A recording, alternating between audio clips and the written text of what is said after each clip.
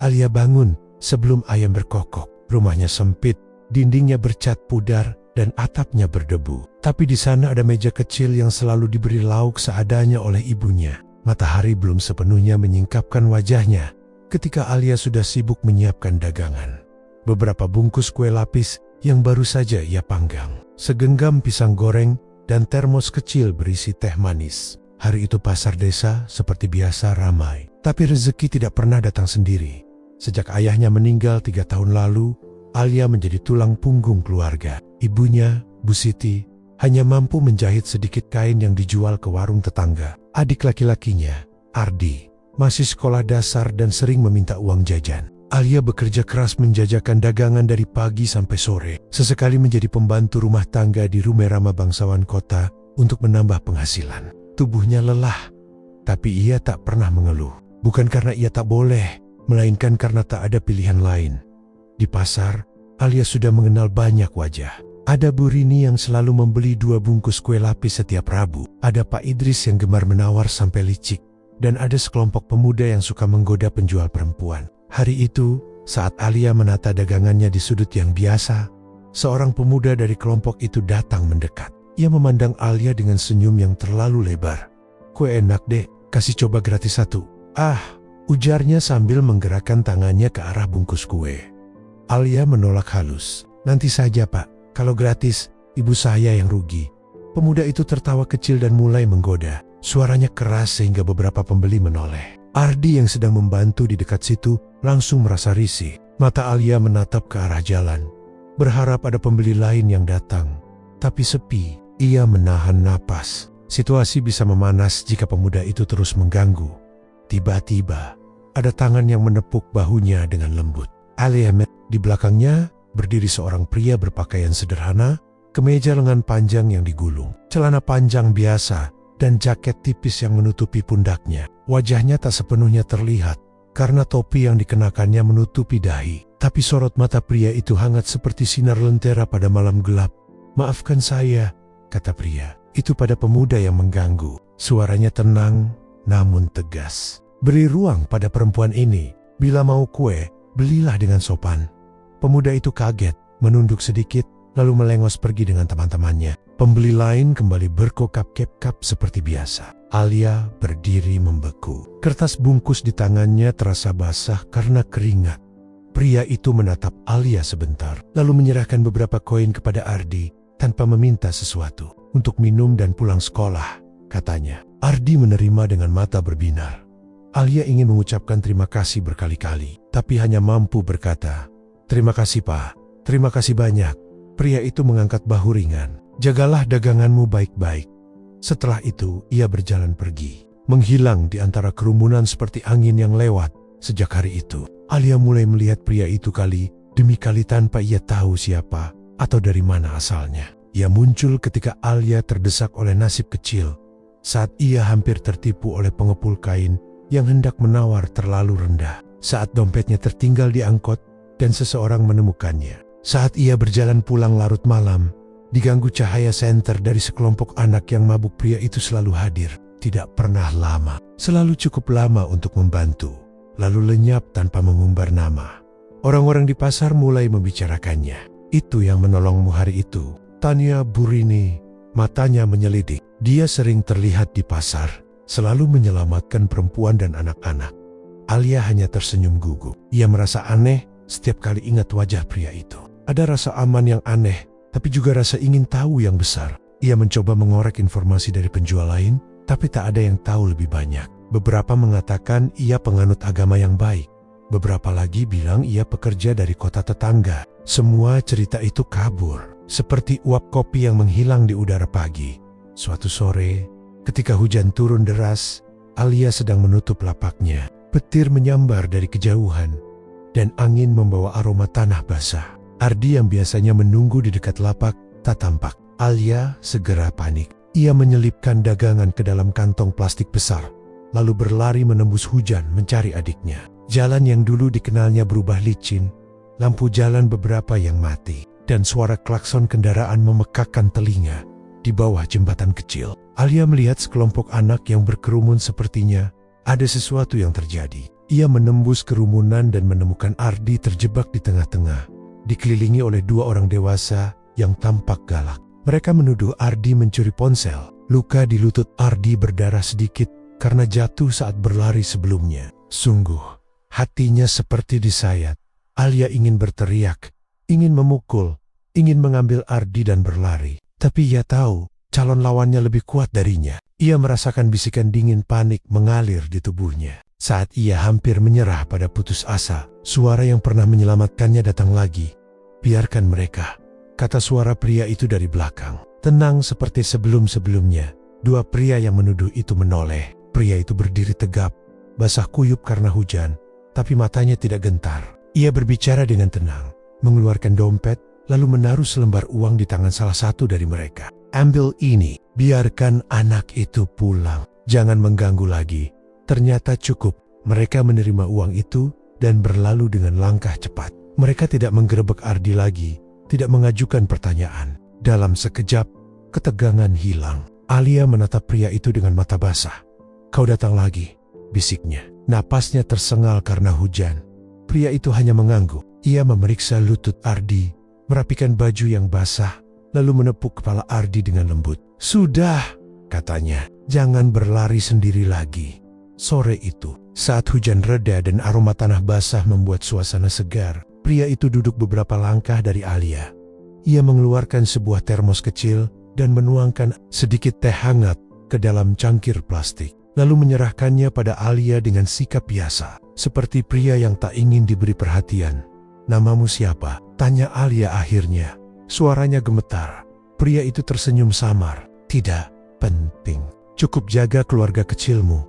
Alia ingin memanggil lagi, ingin tahu lebih banyak. Namun kata-kata itu tetap mengganjal di tenggorokan. Mereka duduk hening beberapa saat, hingga pria itu berkata, "Kali ini aku harus pergi dulu." Ia berdiri, menolak untuk memberikan jawaban lebih jauh, lalu menghilang ke lorong yang gelap. Malam itu, Alia duduk di tikar kecil di dapur. Matanya menatap piring kosong. Ia rasa ragu campur terima kasih berputar di kepala. Siapa pria itu? Mengapa ia menolongnya berkali-kali? Apakah ia pahlawan yang tiba-tiba hadir dalam hidup yang penuh perjuangan? Atau hanya orang baik yang kebetulan lewat? Di kepala Alia muncul bayangan masa depan yang sederhana. Sebuah rumah kecil yang hangat, anak-anak yang tertawa, meja makan penuh makanan. Ia menghela napas panjang. Mimpi itu terasa jauh, seperti cahaya di ujung terowongan. Namun suatu hal berubah sejak pria itu muncul. Ada harapan, bukan harapan besar yang mengubah segalanya, melainkan harapan kecil yang menyalakan kembali keberanian untuk bertahan. Ia tahu tidak bisa bergantung pada orang asing. Namun ia juga tak bisa menolak kenyataan bahwa keberadaan pria itu memberi napas baru pada hari-harinya. Beberapa hari kemudian, saat Alia menutup lapak lebih cepat karena perutnya tak enak, ia menemukan sebuah benda kecil terselip di bawah bungkus kue, sebuah sisir kayu kecil, halus dan wangi, dengan ukiran sederhana di pegangan. Tidak ada nama, hanya sebuah ukiran yang tampak seperti huruf R yang melengkung. Alia memegang sisir itu, jantungnya berdetak cepat. Ia menatap ke jalan, berharap melihat sosok pria itu, namun jalan sepi. Di dalam hati muncul janji kecil.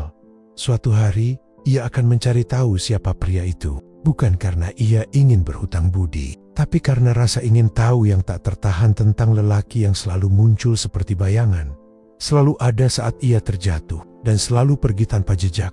Dengan Alia yang menyalakan sebuah pelita kecil di ambang jendela, sisir kayu di tangan, dan hujan yang kembali turun pelan di luar.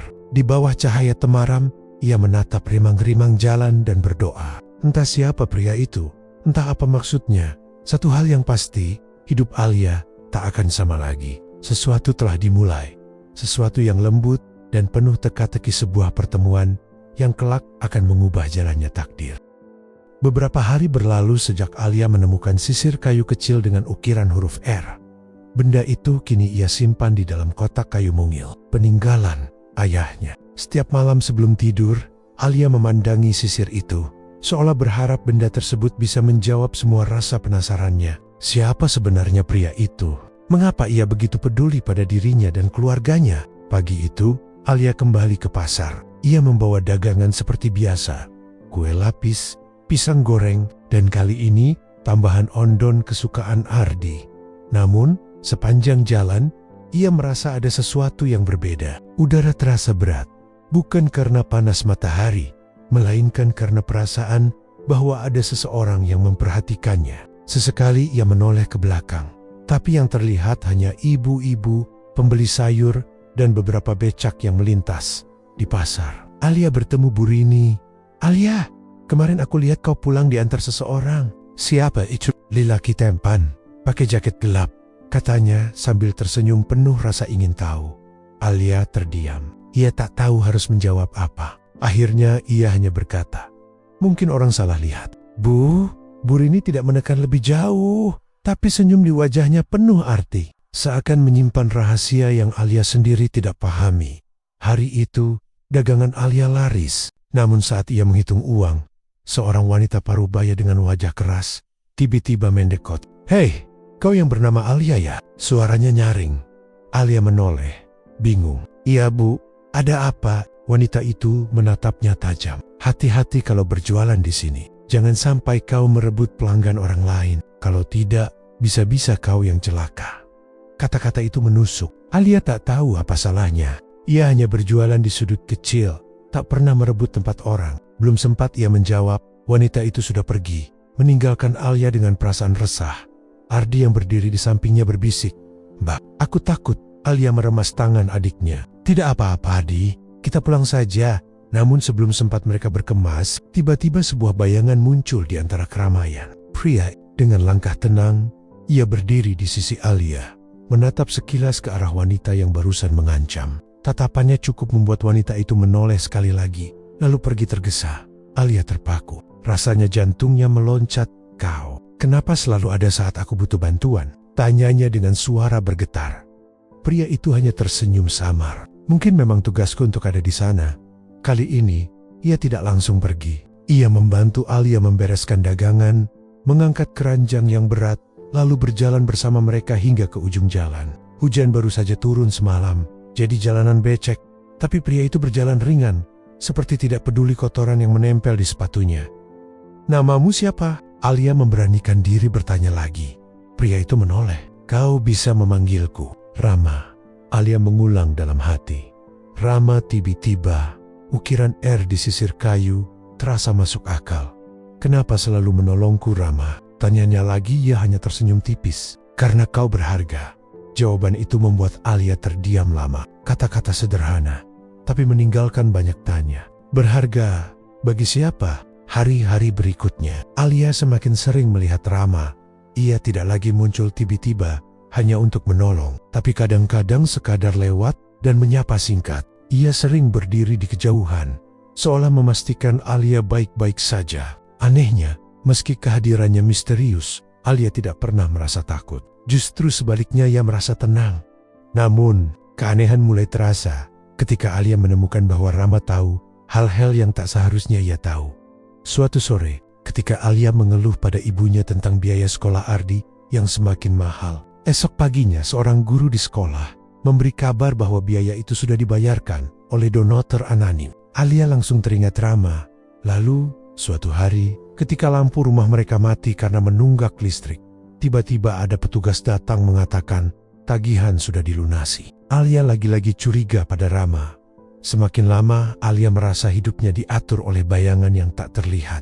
Suatu malam, ketika bulan separuh menggantung di langit, Alia duduk di depan rumah menatap jalan sepi. Ia menunggu. Entah menunggu apa, dan benar saja Rama muncul dari ujung jalan. Langkahnya perlahan, wajahnya teduh.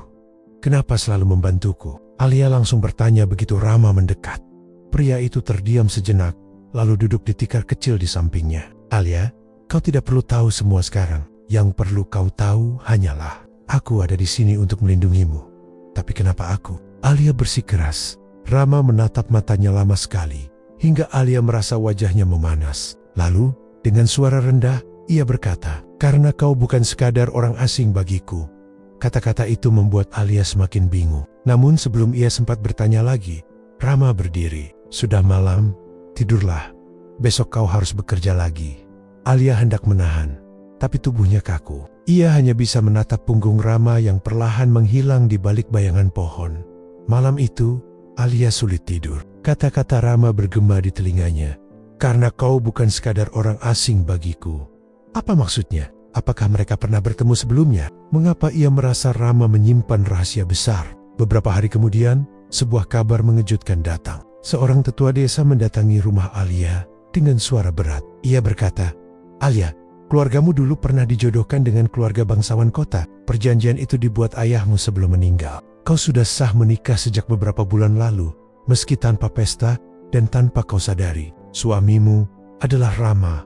Darah Alia terasa berhenti mengalir. Tangannya gemetar, jantungnya berdetak keras. Semua pertolongan, semua perhatian, semua kemunculan misterius itu akhirnya masuk akal. Rama bukan sekadar penolong. Ia adalah suaminya sendiri. Dengan Alia yang duduk lunglai di depan pintu rumah. Wajahnya pucat, sisir kayu dengan ukiran R tergenggam erat di tangannya. Di kejauhan, bayangan Rama terlihat berdiri di bawah cahaya lampu jalan, seakan menunggu saat yang tepat untuk mengungkapkan seluruh kebenaran. Malam itu, udara terasa berat. Alia duduk di ruang tengah rumahnya yang sederhana. Lampu minyak kecil menerangi wajahnya yang pucat, sementara sisir kayu dengan ukiran huruf R masih tergenggam erat di tangannya. Kata-kata tetua desa terus bergema di kepalanya. "Kau sudah sah menikah sejak beberapa bulan lalu. Suamimu adalah Rama." Ia tidak bisa tidur. Bayangan Rama yang selalu hadir dalam hidupnya kini berubah bentuk. Bukan lagi sekadar penolong misterius, tapi seseorang yang ternyata punya ikatan sah dengannya. Alia menatap ibunya yang sudah terlelap di tikar, lalu menoleh ke arah Ardi yang mendengkur kecil. Hanya dirinya yang terjaga, dihantui rasa bingung, marah, sekaligus penasaran. Bagaimana mungkin aku menikah tanpa aku tahu? Bagaimana bisa ia menyembunyikan hal sebesar itu? Keesokan harinya, Alia tetap berangkat ke pasar. Namun langkahnya terasa berat. Pandangan orang-orang seakan menelanjangi dirinya. Meski mungkin hanya perasaan. Ia menata dagangannya seperti biasa. Tapi hatinya tidak tenang. Ia ingin jawaban. Dan seakan semesta mendengar, Rama muncul lagi. Ia berdiri tidak jauh, mengenakan kemeja putih sederhana. Dengan tatapan yang sama teduh seperti biasanya, Alia memberanikan diri mendekat. Tangannya gemetar, tapi hatinya kuat. "Rama," panggilnya. Rama menoleh, senyumnya tipis. Namun ada keraguan yang tak pernah Alia lihat sebelumnya. "Aku ingin bicara," ujar Alia. Tanpa banyak kata, Rama mengangguk. Mereka berjalan ke tepi sungai kecil di belakang pasar, tempat yang sepi dan jarang dilewati orang. Angin sore berhembus, membawa suara riak air dan aroma rumput basah. "Benarkah semua itu?" Suara Alia pecah, namun tegas. "Benarkah aku menikah denganmu tanpa aku tahu, tanpa aku hadir?" Rama pandangannya jatuh ke air sungai yang berkilau diterpa matahari. Lama sekali ia tidak menjawab, hingga Alia hampir berteriak karena kesal. Akhirnya, dengan suara rendah, Rama berkata, "Ya, Alia, itu benar. Kau adalah istriku yang sah." Alia terhenyak. Jantungnya berdegup begitu kencang. Bagaimana mungkin? Aku tidak pernah merasa menikah, tidak pernah diundang, tidak pernah diminta persetujuan. Rama menatapnya dalam-dalam. "Ayahmu membuat perjanjian dengan keluargaku sebelum beliau meninggal, demi melindungi masa depanmu, demi menjamin kau dan keluargamu tidak terhimpit utang atau kehilangan rumah. Pernikahan itu dilakukan secara sederhana, dengan wali dan saksi. Kau memang tidak tahu. Karena ibumu memilih merahasiakannya darimu. Ia ingin kau tetap menjalani hidup biasa tanpa tekanan." Alia membeku. Ia menoleh cepat ke arah rumah dalam pikirannya. "Ibu tahu, ibu menyembunyikan ini dariku?" Rama melanjutkan, "Aku setuju dengan pernikahan itu. Bukan karena paksaan, tapi karena aku memang ingin melindungimu." Kata-kata itu menusuk hati Alia. Tapi dengan cara menyamar, dengan cara bersembunyi di balik bayangan, kenapa tidak jujur sejak awal? Rama menarik napas panjang. "Karena aku tidak ingin kau merasa terikat pada sesuatu yang tidak kau pilih sendiri. Aku ingin kau mengenalku sebagai diriku, bukan sebagai suamimu yang tiba-tiba hadir karena perjodohan. Aku ingin kau melihat siapa aku sebenarnya, bukan hanya nama di atas kertas." Alia menanduk. Matanya panas, air mata hampir jatuh. Perasaan campur aduk memenuhi dadanya. Marah karena dibohongi, sedih karena merasa tidak dihargai, tapi juga ada kehangatan aneh saat mengingat semua pertolongan Rama. "Jadi semua yang kau lakukan membayar sekolah Ardi, melunasi listrik, melindungiku dari orang-orang pasar. Itu karena kau merasa bertanggung jawab sebagai suami? Tanyanya lirih. Rama menggeleng. Bukan hanya tanggung jawab, Alia. Aku melakukannya karena aku peduli. Karena aku ingin. Karena setiap kali melihatmu berjuang, aku tahu kau tidak seharusnya menanggung semua itu sendirian. Alia tidak tahu harus berkata apa. Angin sore menyapu rambutnya, membuat suasana semakin berat. Aku marah, Rama, ucapnya akhirnya. Suaranya bergetar. Marah karena semua ini disembunyikan dariku. Marah karena hidupku seperti diatur, tanpa aku diminta. Tapi ia berhenti, menelan ludah. Aku juga tidak bisa menolak kenyataan bahwa tanpa kehadiranmu, mungkin aku sudah jatuh berkali-kali. Rama menatapnya dengan sorot mata penuh harap. Aku tahu, sulit menerimanya. Aku tidak akan memaksa. Jika kau membenciku, aku rela. Tapi izinkan aku tetap melindungimu. Sampai kau benar-benar siap menentukan sikap. Hening panjang menggantung di antara mereka. Alia menatap sungai yang terus mengalir, seakan mencari jawaban di dalam riak air. Di dalam hatinya, sebuah perang terjadi antara rasa sakit karena dikhianati dengan rasa aman yang selama ini ia rasakan. Setiap kali Rama muncul, akhirnya ia berkata pelan, hampir seperti bisikan, "Aku butuh waktu, Rama. Aku tidak bisa menerima semua ini begitu saja." Rama mengangguk, senyumnya tipis namun tulus. "Aku akan menunggu selama yang kau butuhkan." Ketika mereka berjalan kembali ke pasar, matahari mulai tenggelam. Cahaya jingga menyapu wajah Alia, membuatnya tampak berkilau. Dalam hati, ia tahu hidupnya tidak akan pernah sama lagi. Ia kini bukan hanya Alia si penjual kue. Ia adalah istri seorang pria bernama Rama, seorang suami yang menyamar menjadi penolong misterius. Dan meski hatinya masih bergejolak, satu hal pasti, rahasia besar itu telah terbuka dan perjalanan mereka baru saja dimulai. Beberapa hari setelah pengakuan Rama, hati Alia masih bergejolak. Ia tetap berjualan di pasar, tetap tersenyum pada pembeli, tetap menjaga Ardi dan membantu ibunya. Tapi di dalam dirinya ada luka yang belum sembuh. Setiap kali melihat sisir kayu dengan ukiran huruf R, Alia merasakan campuran aneh, hangat sekaligus pedih. Rama menepati janjinya. Ia tidak memaksa Alia menerima pernikahan itu begitu saja. Ia hanya hadir dari kejauhan, menolong saat diperlukan, atau sekadar menyapa singkat. Namun suatu sore, sesuatu yang baru mengguncang kehidupan Alia. Seorang wanita berpakaian mewah datang ke pasar. Baju kebayanya rapi, rambutnya disanggul tinggi, dan perhiasan emas berkilau di pergelangan tangannya. Semua orang menoleh ketika ia berjalan anggun di antara kerumunan pedagang kecil. Wanita itu berhenti tepat di depan lapak Alia. "Kau Alia?" Suaranya lantang, penuh wibawa. Alia tertegun. "Iya Bu, ada yang bisa saya bantu?" Wanita itu menatap Alia dari atas ke bawah dengan tatapan tajam. "Aku adalah ibu dari Rama." Darah Alia terasa berhenti mengalir. Ia hampir menjatuhkan baki kue di tangannya. Orang-orang di pasar mulai berbisik, menatap mereka dengan penasaran. "Bu, saya..." Alia mencoba bicara, tapi wanita itu memotong dengan dingin. "Dengar baik-baik. Aku tahu tentang pernikahan kalian. Pernikahan itu memang sah di mata agama dan hukum, tapi tidak sah di mataku. Keluarga kami keluarga terpandang, sedangkan kau hanya penjual kue pasar." Tatapannya menusuk seperti pisau. "Aku tidak akan pernah menerima kau sebagai menantu." Alia menggenggam erat tangannya sendiri agar tidak gemetar. Dadanya sesak, tapi ia menahan air mata di depan semua orang. "Bu, saya tidak pernah meminta pernikahan itu terjadi." Jawabnya lirih, tapi tegas. "Saya bahkan tidak tahu sampai baru-baru ini." Wanita itu mendengus. "Alasan, tetap alasan. Mulai sekarang, jauhi Rama. Jangan mencoba naik derajat dengan memanfaatkan kebaikan anakku." Suasana pasar menjadi tegang. Beberapa pedagang berusaha pura-pura sibuk, tapi telinga mereka jelas mendengarkan. Alia merasa wajahnya panas, bukan karena matahari, tapi karena rasa malu dan sakit hati. Tiba-tiba, Rama muncul. Ia berjalan cepat ke arah mereka. Wajahnya tegang. "Ibu," panggilnya. Wanita itu menoleh. "Rama, bagus kau datang. Aku sudah bicara pada perempuan ini. Sekarang kau ikut aku pulang. Hentikan semua sandiwara ini." Sebelum makin jauh, Rama berdiri di samping Alia. Tubuhnya tegak, seolah menjadi tameng. "Ibu, cukup. Jangan bicara begitu pada Alia. Ia bukan pantas untukmu."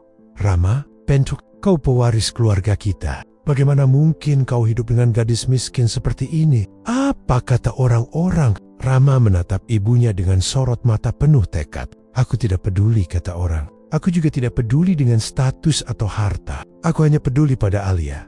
Ia istriku, ibu, sah, dan aku akan menjaganya. Kerumunan pasar makin riuh. Beberapa orang tersenyum simpati pada Alia. Yang lain terkejut melihat keberanian Rama melawan ibunya sendiri. Namun wajah wanita itu berubah semakin keras. Kalau begitu, mulai hari ini kau bukan lagi anakku. Ia berkata dengan dingin, lalu berbalik pergi, meninggalkan mereka berdua di tengah keramaian. Alia berdiri membisu. Perasaannya campur aduk. Ia seharusnya merasa lega karena Rama membelanya. Tapi di sisi lain, hatinya justru semakin kacau. Rama, kenapa kau melawan ibumu demi aku? Aku hanya membawa masalah untukmu, bisiknya. Rama menatapnya lembut. Alia, kau bukan masalah. Kau adalah alasan aku berani melawan semua ini. Alia menandok. Air matanya menetes tanpa bisa ia tahan. Ia ingin berkata sesuatu, tapi tak sanggup. Malam itu, setelah kembali ke rumah, Alia menceritakan semua pada ibunya. Bu Siti menghela napas panjang. Wajahnya penuh penyesalan. Alia, maafkan ibu, katanya dengan suara serak. Ibu hanya ingin kau terlindungi. Karena itu ibu menerima perjodohan itu tanpa memberitahumu. Ibu kira keluarga Rama akan menjaga kita. Tapi ternyata dinding perbedaan itu begitu tinggi. Alia menggenggam tangan ibunya. Ibu, aku tidak marah pada ibu. Aku, Miabing, semua ini terjadi begitu cepat. Dan sekarang aku harus menghadapi kebencian keluarganya. Bu Siti menatap putrinya dengan mata berkaca. Nak, kadang cinta datang bersama ujian. Jika Rama benar-benar tulus, dia akan bertahan bersamamu. Tapi kau juga harus kuat. Jangan biarkan hinaan mereka menghancurkan hatimu. Hari-hari berikutnya menjadi berat. Di pasar, bisik-bisik orang semakin ramai. Ada yang memandang Alia dengan kasihan. Ada pula yang mencibir. Seakan ia gadis miskin yang nekat mengejar lelaki kaya. Namun, Rama tidak mundur. Ia semakin sering hadir di sisi Alia. Meski tahu ibunya mungkin mengintai, ia membantu mengangkat dagangan, menemani pulang malam, bahkan sekali waktu ikut menjajakan kue sambil tersenyum. Hal itu membuat beberapa orang pasar mulai luluh melihat kesungguhan Rama. Meski begitu, Alia tahu badai belum selesai. Di balik tatapan teduh Rama, ada beban besar. Keluarga, warisan, dan nama besar yang menolak dirinya berakhir dengan Alia duduk sendirian di depan rumahnya malam itu. Ia menatap langit penuh bintang, memeluk lutut sambil berbisik dalam hati. Jika cinta ini harus melawan dunia, apakah aku cukup kuat menjalaninya? Di kejauhan, Rama berdiri di ujung jalan, menatap ke arah rumah kecil itu dengan mata penuh tekad. Ia tahu perjuangan mereka baru saja dimulai. Hari-hari setelah kejadian di pasar berjalan penuh tekanan. Alia tetap berjualan, tetap tersenyum pada pembeli. Tapi di balik itu, hatinya semakin lelah. Bisik-bisik orang tidak kunjung berhenti. Ada yang menuduhnya gadis miskin yang ingin naik derajat. Ada pula yang mengatakan Rama pasti hanya kasihan padanya, bukan benar-benar mencintai. Alia mencoba tidak peduli, tapi setiap kalimat itu seperti jarum kecil yang menusuk hatinya. Sementara itu, Rama semakin sering menemaninya. Ia tidak peduli pandangan orang. Namun, yang Alia khawatirkan bukan pasar, melainkan keluarga Rama sendiri. Ibu Rama sudah terang-terangan menolak dirinya. Dan Alia tahu, penolakan seorang ibu tidak akan berhenti hanya dengan satu kalimat. Sore itu, saat Alia pulang dari pasar, seorang pria datang menghampirinya di gang kecil dekat rumah. Wahanya rapi, pakaiannya mahal, dan senyumnya dibuat-buat. Kau Alia bukan? Tanyanya. Alia mengangguk hati-hati. Iya, ada apa pak? Pria itu memperkenalkan diri. Aku Bayu, sepupu Rama. Alia terdiam sejenak. Baru kali ini ia bertemu kerabat Rama secara langsung selain ibunya. Ada keperluan apa denganku? Tanyanya waspada. Bayu tersenyum tipis. Aku hanya ingin bicara. Mungkin kau tidak tahu, tapi keluarga Rama benar-benar resah dengan keberadaanmu. Mereka takut Rama membuang masa depannya hanya demi seorang gadis pasar. Alia menandok. Kata-kata itu memang menyakitkan, tapi ia sudah sering mendengarnya. Bayu mendekat sedikit. Tapi aku, orang yang berbeda. Aku bisa membantumu, asal kau juga mengerti posisi. Kau tahu kan, Kalau kau pisah dari Rama, hidupmu akan lebih mudah. Aku bisa pastikan keluarganya memberimu uang ganti, rumah yang layak, bahkan usaha baru. Kau tidak akan kekurangan lagi, Alia terkejut. Matanya melebar. Maksud, aku harus meninggalkan Rama. Bayu mengangguk santai, seolah itu hal paling wajar. Ya, itu demi kebaikan semua pihak. Kau hidup nyaman, Rama kembali ke jalannya, dan keluarga besar kami tidak perlu merasa malu. Alia menatap Bayu dengan perasaan campur aduk. Ada rasa marah, ada rasa hina, tapi juga ada rasa takut. Ia tidak menjawab. Ia hanya berjalan cepat meninggalkan Bayu tanpa menoleh lagi. Namun Bayu tidak berhenti. Beberapa hari kemudian, gosip aneh mulai beredar di pasar. Orang-orang bilang, Alia sering terlihat bersama seorang pria selain Rama. Ada yang mengaku melihatnya berbicara dekat dengan seorang laki-laki, berjas di gang sempit. Bisikan itu sampai ke telinga Rama. Suatu malam, ia datang menemui Alia di depan rumah. Alia, katanya serius, aku dengar kabar buruk. Orang-orang bilang kau bertemu dengan pria lain. It's been... Alia terperanjat. Apa? Tidak, aku hanya sekali bicara dengan Bayu, sepupumu. Dia yang menghampiriku. Aku tidak pernah. Suaranya tercekat, marah dan sedih bercampur. Kau percaya gosip murahan itu, Rama? Rama terdiam. Ia ingin percaya, tapi tatapan matanya menunjukkan keraguan. Alia merasa hatinya hancur. Jadi, selama ini, sedikit saja ada gosip, kau bisa ragu padaku? Setelah semua yang kulalui, Alia, Rama mencoba menjelaskan. Tapi Alia sudah meneteskan air mata. Keesokan harinya, keadaan makin memburuk. Bayu kembali muncul, kali ini di pasar, berpura-pura akrab dengan Alia. Ia mendekat pura-pura membeli kue, lalu berbicara pelan namun cukup keras untuk didengar beberapa orang sekitar. Alia, kau sudah pikirkan tawaranku? Lebih baik kau tinggalkan Rama daripada terus hidup dalam hinaan. Beberapa pedagang lain langsung menoleh. Bisikan-bisikan mulai terdengar lagi. Alia ingin menepis tangan Bayu, tapi ia sadar semua mata sedang mengawasi, seolah memang diatur. Tepat saat itu Rama datang. Ia melihat Alia dan Bayu berdiri berdekatan. Mata Rama memeku. Alia langsung panik. Rama, bukan seperti yang kau lihat. Dia yang terus mendekatiku. Tapi Bayu tersenyum licik. Kami sedang bicara, Rama. Kenapa marah? Bukankah Alia berhak memilih jalannya sendiri? Kerumunan pasar semakin ramai. Bisikan berubah menjadi komentar keras. Tuh kan, benar Alia ada main sama laki-laki lain. Alia merasa kakinya lemas. Tangannya gemetar. Rama, tolong percaya padaku. Namun wajah Rama gelap. Ia menatap Bayu tajam, lalu menoleh ke Alia. Aku ingin percaya, tapi kenapa selalu aku yang harus melawan semua bukti di depan mataku? Air mata Alia jatuh, karena aku tidak salah. Suaranya bergetar. Hari itu berakhir dengan Rama meninggalkan pasar tanpa sepatah kata lagi. Alia terjatuh terduduk, sementara Bayu melangkah pergi dengan senyum kemenangan. Malamnya, Alia menangis di pelukan ibunya. Bu Siti berusaha menenangkan, tapi tangis Alia tidak kunjung reda. Bu, aku tidak kuat. Mereka menjebakku. Mereka ingin aku terlihat buruk di mata Rama. Dan sekarang, Rama mulai ragu. Bu Siti mengusap rambut putrinya. Nak, ujian ini memang berat, tapi kebenaran tidak bisa disembunyikan selamanya. Satu hari nanti, Rama akan melihat siapa yang benar. Sementara itu, di rumah besar keluarga Rama, pertengkaran terjadi. Ibu Rama memandang anaknya dengan dingin. Lihat sendiri, Rama, perempuan itu tidak pantas. Ia bahkan sudah dekat dengan sepupumu. Masih mau kau pertahankan? Rama menandok. Wajahnya muram. Ia teringat tatapan Alia, tangisnya, dan juga kata-katanya. Karena aku tidak salah. Rama menggenggam tangannya sendiri. Dalam hatinya, ia terbelah antara cinta yang ia rasakan untuk Alia, dengan tekanan keluarga yang semakin keras, dengan Alia yang merasa semakin terpojok, dikelilingi gosip dan fitnah. Sementara Rama mulai diragukan keyakinannya. Bayangan Bayu semakin jelas. Ia adalah tangan keluarga besar yang ingin memutuskan ikatan mereka dengan segala cara. Namun, di lubuk hati Alia, sebuah bisikan kecil tetap ada. Jika cinta ini benar, maka kebenaran suatu hari akan terungkap. Hari-hari setelah kejadian di pasar itu terasa begitu berat bagi Alia.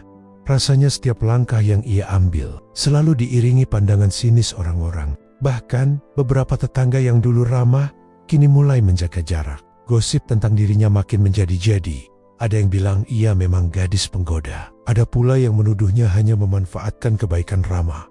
Alia hanya bisa menangis dayam-dayam di pelukan ibunya. Bu Siti selalu berusaha menguatkannya. Tapi Alia tahu, ibunya pun ikut sakit mendengar cemoohan tetangga.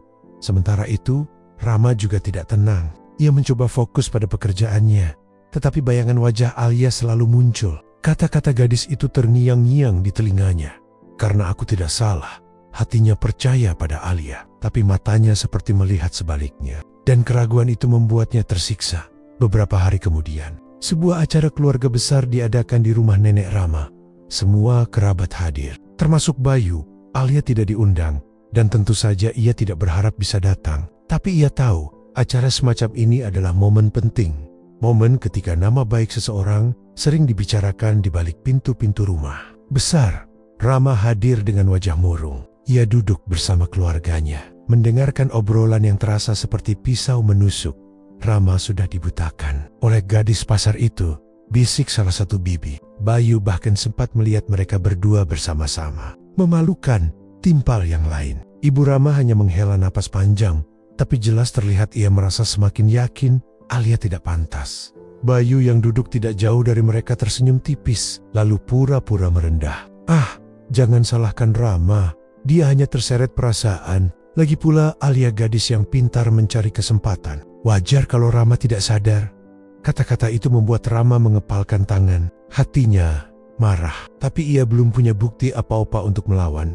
Namun Tuhan seperti punya cara untuk membalikkan keadaan.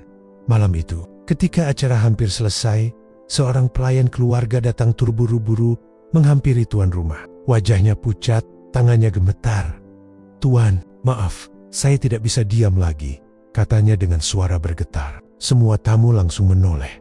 Pelayan itu menunduk dalam-dalam, lalu berkata, "Saya mendengar Tuan Bayu sering membicarakan tentang rencana menjatuhkan Nona Alia. Bahkan, beliau pernah menyuruh saya menyebarkan gosip palsu, agar semua orang percaya kalau Nona Alia tidak setia pada Tuan Rama." Ruangan seketika hening, semua mata tertuju pada Bayu. Bayu berusaha tertawa, pura-pura tidak terganggu. "Apa yang kamu bicarakan? Jangan asal bicara." Tapi pelayan itu nekat melanjutkan. "Saya juga mendengar Tuan Bayu ingin menggunakan kesempatan ini untuk mengambil hati keluarga. Bahkan mungkin mendapatkan posisi yang lebih baik di perusahaan keluarga. Saya bersumpah demi hidup saya, semua itu benar." Orang-orang mulai berbisik-bisik. Kali ini bukan tentang Alia, melainkan tentang Bayu. Rama berdiri perlahan, matanya menatap tajam ke arah sepupunya itu. "Bayu, jelaskan, benarkah semua ini?" Bayu mulai kehilangan tenang. "Itu hanya fitnah. Pelayan rendahan itu tidak bisa dipercaya." Namun sebelum Bayu selesai, seorang paman angkat bicara. "Aku juga pernah mendengar kabar aneh. Bayu sering terlihat di sekitar pasar, bahkan saat tidak ada urusan. Kupikir aneh, tapi kau pendam saja. Sekarang aku mulai mengerti." Satu demi satu anggota keluarga mulai meragukan Bayu.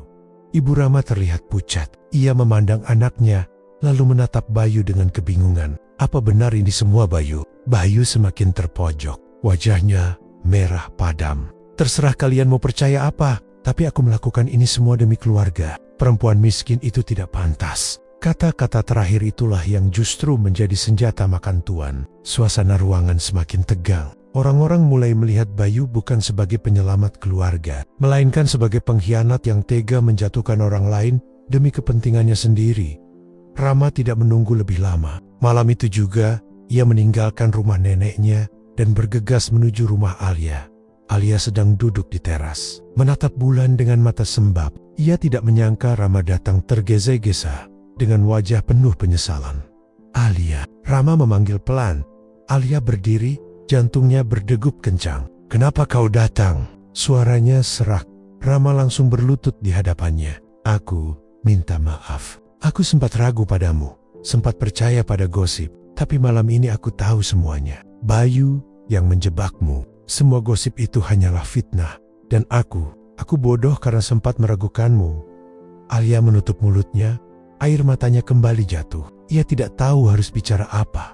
Rama melanjutkan dengan suara bergetar. "Aku tidak peduli lagi pada semua hinaan, semua cemoohan. Aku hanya peduli padamu. Tolong, jangan tinggalkan aku." Alia menandok. lalu akhirnya tersenyum di balik air matanya. Aku tidak pernah ingin meninggalkanmu, Rama. Aku hanya ingin kau percaya padaku. Rama bangkit dan memeluknya erat. Untuk pertama kalinya setelah sekian lama, Alia merasa hatinya lega. Semua beban yang menekannya seakan mulai terangkat. Namun, meski kebenaran tentang Bayu mulai terbuka, bukan berarti jalan mereka akan mulus. Keluarga Rama mungkin masih menolak, dan masyarakat mungkin belum sepenuhnya percaya. Tapi setidaknya, malam itu Alia tahu, ia tidak lagi sendirian menghadapi semuanya di pelukan Rama. Ia berbisik lirih, kalau kita saling percaya, aku yakin kita bisa lewati semua ini. Dan Rama menjawab tegas, ya, Alia, kita akan hadapi semuanya bersama. Menandai titik balik besar, kebenaran perlahan muncul. Kedok Bayu mulai terbongkar, dan hubungan Alia Rama kembali menguat. Namun, badai besar dari keluarga dan masyarakat belum sepenuhnya reda, justru menanti untuk mereka hadapi di bab berikutnya. Beberapa hari setelah kebenaran tentang Bayu terbongkar, suasana rumah keluarga besar Rama menjadi kacau. Nama baik mereka mulai tercoreng karena ulah Bayu. Beberapa kerabat kecewa, beberapa mencoba menutupi, tapi gosip sudah terlanjur menyebar. Namun meski kedok Bayu terbongkar, bukan berarti semuanya selesai. Ibu Rama masih belum bisa menerima Alia. Baginya, Alia tetap seorang gadis miskin yang tidak sepadan. Suatu sore, Rama dipanggil ibunya. Mereka duduk di ruang tamu rumah besar itu. Suasananya tegang.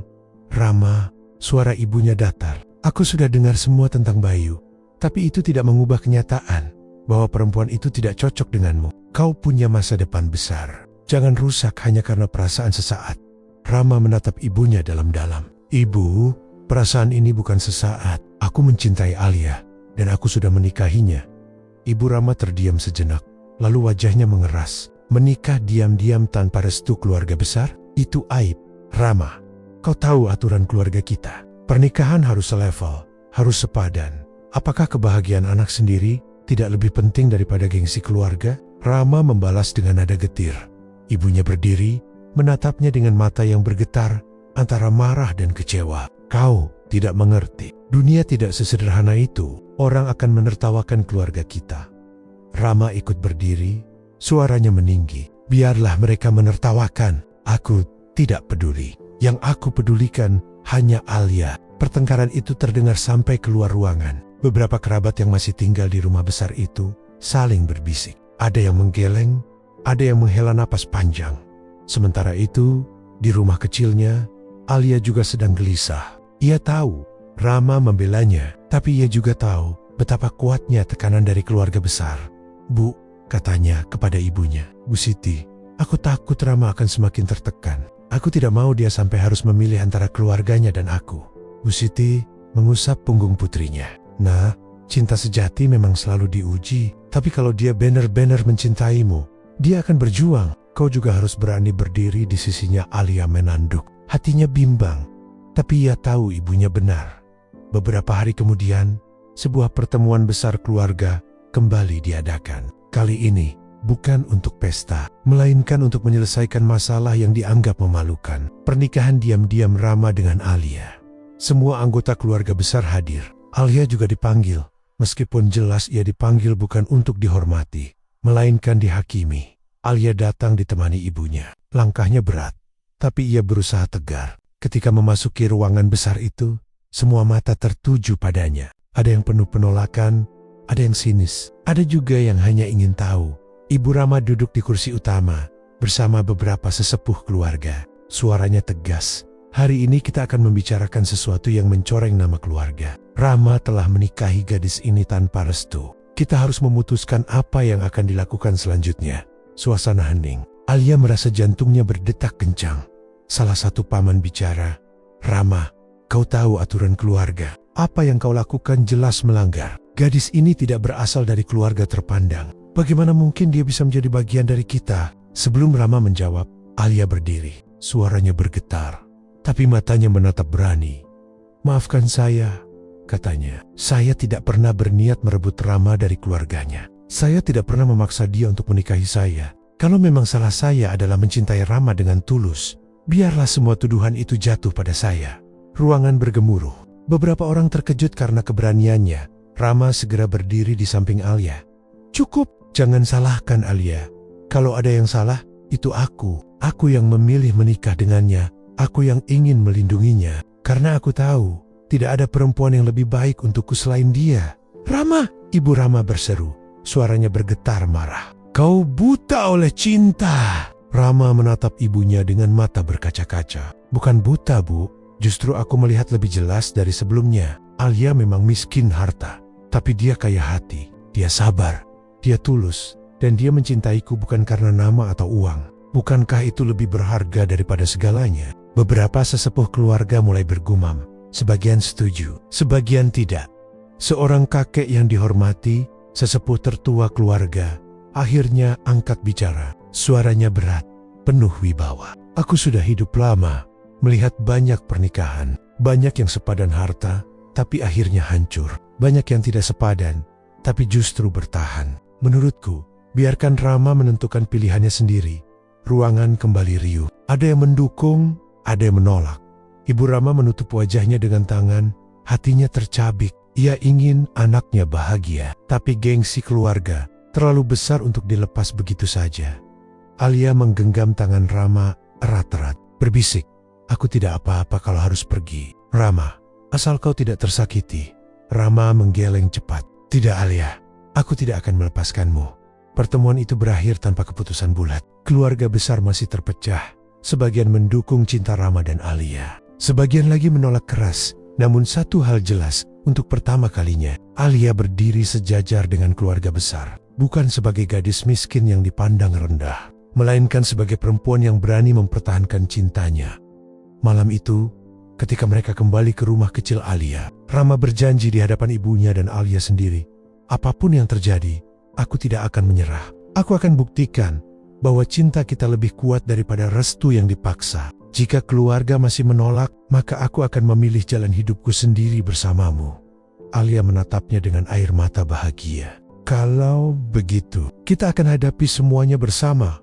Menjadi titik di mana cinta Alia dan Rama benar-benar diuji. Mereka harus berhadapan langsung dengan penolakan keluarga besar. Dengan gengsi yang sulit diturunkan. Tapi dari sana pula, terlihat betapa kuatnya cinta yang mereka miliki.